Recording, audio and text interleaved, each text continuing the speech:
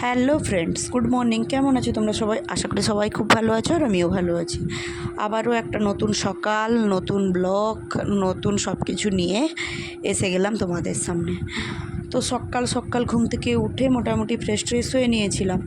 তারপরে তো প্রাত্যহিক রুটিন থাকে, সেটা তো করতেই হয়, যেটা হলো ছেলেকে স্কুলে পাঠানো। তো ওকে মোটামুটি তাড়াতাড়ি একটু খাওয়া দাওয়া করিয়ে ড্রেস ট্রেস পরিয়ে, আর সেই সুযোগে আমি তোমাদের দাদাভাই নিজেরা আমরা বসেও একটু চা খেয়ে নিই। আর তারপর ওকে নিয়ে বেরিয়ে গেছে তোমাদের দাদাভাই স্কুল। আর ওরা বেরিয়ে যাওয়ার পরে আমার টুকটাক যা কাজকর্ম থাকে সেগুলোই আমি শেষ করি। তো এই যে যার জন্য আজকে এত ভোর থেকে ওঠা, এত ঝামেলাঝাটি, আজকে তারই নিয়ে একটা কথা তোমাদের সঙ্গে শেয়ার করি, যেটা হলো তার পৃথিবীতে আসার গল্পটা। দেখো, সবারই জীবনে একরকমই গল্প থাকে। তো প্রত্যেকটা মানুষের তার জীবনে প্রত্যেকটা কাহিনী একই রকম হলেও কিছু নতুনত্ব, অভিনবত্ব কিছু না কিছু ঘটে। যেরকম আমি আমার কথা বলি, ধরো আজ আমাকে প্রত্যেকটা টাইম মেনটেন করে সমস্ত কিছু করে নিতে হচ্ছে, ইভেন রান্নাবান্নাও, কারণ আমার ছেলে স্কুল থেকে ফিরলে আবার ওকে সময় দেওয়ার ব্যাপার থাকে। যখন একা থাকতাম সারাদিন বোর লাগতো। ও যখন সত্যি আমার মধ্যে আসে না, যখন বুঝতে পারি যে আমার মধ্যে দ্বিতীয় একজনের অবস্থান হয়েছে, তখন থেকেই একটা মনে অন্যরকম অনুভূতি, অন্যরকম ফিলিংস তৈরি হয়। একদিক থেকে মনটা ভীষণই এক্সাইটেড, ভীষণই আনন্দ, কিন্তু অন্যদিক থেকে কী জানি কেন শরীরটা এত খারাপ লাগতো। এই প্রথমবার এটাও বুঝিনি যে সবার তো একই রকম অনুভূতি হয় না, তো আমারই বা কেন শরীরটা এমন লাগছে। কি বলবো, সারাদিন যে খেতেই পারতাম না, সারাক্ষণ যেন গ্যাস, অ্যাসিড, অম্বল এগুলো আমাকে চেপে ধরে থাকতো। এত অস্বস্তি বোধ করতাম, আর ভীষণই কষ্ট হতো।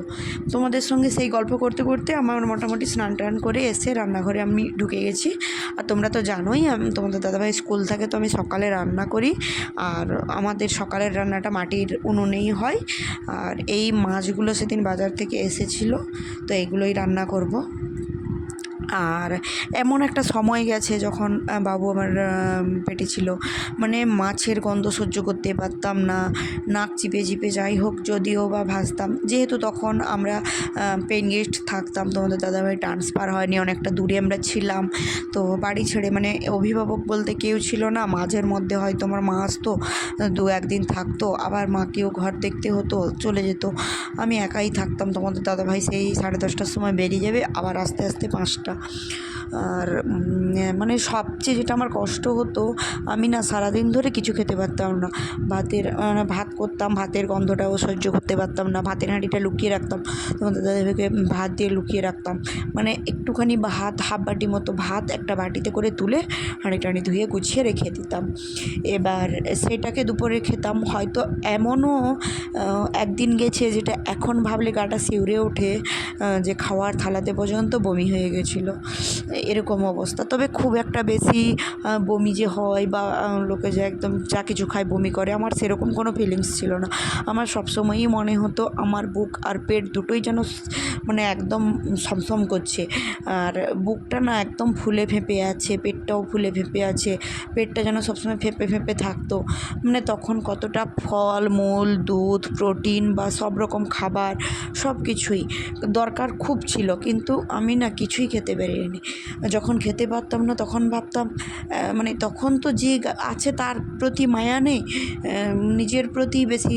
না আমি যখন খেতে পাচ্ছি না, আমাকে যখন তোমাদের দাদাভাই বকাবকি করতো এটা নিয়ে, যখন জুট ঝামেলা হতো, বকতো না খাওয়া নিয়ে, তখন আমি বলতাম আমি কী করবো, না খেতে পেরে অসুস্থ হয়ে যাব, আমাকে যে কী কষ্ট হচ্ছে আমি বলে বোঝাতে পারবো না। আমি লুকিয়ে লুকিয়ে 3টে করে অ্যাসিডের ওষুধ খেয়ে নিতাম, যেটা আমার পার ডে আমার যিনি গাইনোকোলজিস্ট ছিলেন, যিনি আমার যার আন্ডারে আমি ছিলাম, উনি আমাকে পার ডে একটা দিয়েছিলেন। আমি কিন্তু সেখানে পার ডে খেতাম হচ্ছে 3টা করে, যদি ভালো লাগে, যদি কিছুটা রিলিফ ফিল করি। না শুয়ে, না বসে, না কোনো কাজকর্ম করে, কাজকর্ম তো সেভাবে কিছু করতামও না, যা কিছু তোমাদের দাদাভাই সব কিছুই করতো। এবার সে সবজি কেটে দিত, মশলা করে দিত, আমি শুধু দাঁড়িয়ে করে গ্যাসে একটু নাড়িয়ে দিতাম খুন্তিটা, এইটুকুই আমার কাজ ছিল জানো।